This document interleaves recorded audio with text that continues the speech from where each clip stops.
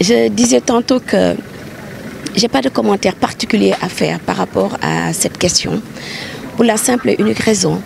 que notre fichier électoral, il est fiable et il est viable. Il a été pendant un bon moment scruté, passé au peigne fin par des experts en la matière. Et aussi bien la société civile, le parti au pouvoir que l'opposition, tous sont d'accord que ce fichier-là, il est viable et que les gens peuvent aller aux élections avec. Et par conséquent, il faudrait que nous fassions également confiance à l'administration territoriale qui organise les élections.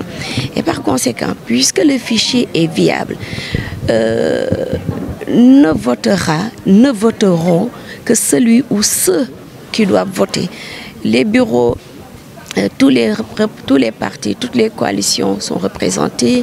Il y a les observateurs qui sont là, donc il n'y a pas de risque que des binationaux qui ne sont pas inscrits sur le fichier électoral ne puissent pas, puissent effectuer un quelconque vote. Donc il ne faudrait pas se faire de soucis particuliers pour ça. De garder leur sérénité et que chacun prenne individuellement ses responsabilités quant aux actes qui vont être posés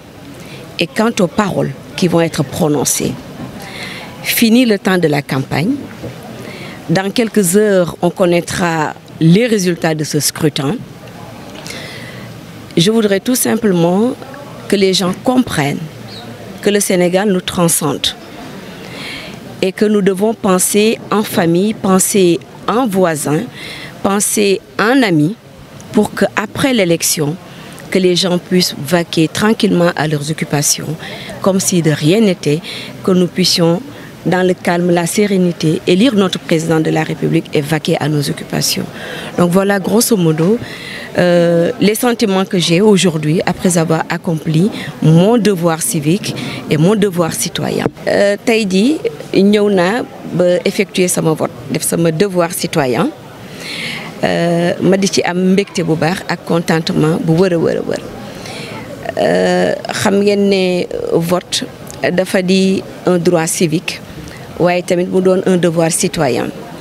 Damay faral di naan sax dañu waroon rendre obligatoire le vote ndaxte ci biiru élection yi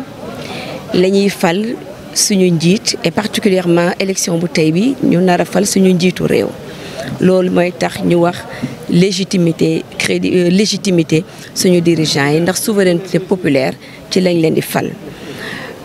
Tey ji li ma mën a wax mooy ñëw nañ fii ci centre bi mission catholique bi Néma bi nga xamante ne fa laay voté. Comme d'habitude centre bi dafa di centre bu calme ñu ñaan yàlla loolu sax léegi bu ñu voté nag ba noppi di exprimer wu suñu fierté ak suñu contentement bu baax. Di ñaax nit ñi ñu gën di inscrire ci fichier électoral yi buñ ci inscrire ba noppi ñu gën di voter ndax tànn sa njiitu réew dafa di lu am solo ku nekk danga ci war a béy sa waar. Léegi nag bu loolu weesoo ñu war a xam ne lii élection rek la dafay jàll campagne bi jeex na képp ki nga xamante ne yaa ngi yëkkati ay kàddu fexeel ba sàmm say kàddu képp ki nga xamante ni tamit yaa ngi posé acte fexeel ba xam yan acte ngay posé ndaxte bu lépp weesoo Sénégal benn bopp la ñun ñëpp benn dénominateur commun la nañu Sénégal ñor balaa ñuy posé acte wala di wax di yëkkati ay kàddu nañu xalaat ne ñun ñëpp ay mbokk lañu ay dëkkandoor lañu ay xarit lañu donc ñu fexe ba sàmm Sénégal mu doon suñu alal bu ko defee ñu voté ci jàmm ak salaam ànd ak dal bu résultat yi génnee xam naa d'ici quelques heures may am yaakaar am yaqin ne suñu candidat dana gagné yaakaar la yéene la ak képp ku mënta gagné rek ñu xam ne Sénégal benn bopp la kenn waru ko xar ñaar ñu fexe ba bu ñu yëkkatee ay kàddu yu ñagas ay kàddu yu ñaaw wala di poser ay actes yi nga xamante ne mën na indi loraange réew mi bu ko defee bu lundi jotee ñëpp xëy dem liggéey comme nuñ faral di ko defee fii Sénégal voté dimanche xëy liggéey lundi incha allahu rabbi. amu ci benn commentaire bu particulier lu dul wóolu ñi nga xamante ne ñoom la ñu dénk lépp lu jëm ci wàllu élection lu wóor ba wóor mooy ku narul voté doo voté ku nekkul ci fichier bi doo voté te fichier bi saytu nañ ko ay borom kàngam xool nañ ko liggéey nañ ci muy opposition parti au pouvoir ba ñëpp d'accord ne fichier bi il est fiable il est viable donc xam nga Sénégal sàcc fi élection dafa mënatul la ne kenn mënatu fi tricher kenn mënatu fi def naka sudul noonu donc nañu wóolu administration bi nga xam ne yàgg nañu organiser élection 1960 ba léegi et que ku ci voté disposition yu ñu jël vraiment man gëwuma ne ñeneen wala keneen ku bokkul ci fichier électoral bi di nga mën a ñëw voté fii ci urne yi xam nga booy seet avancée démocratique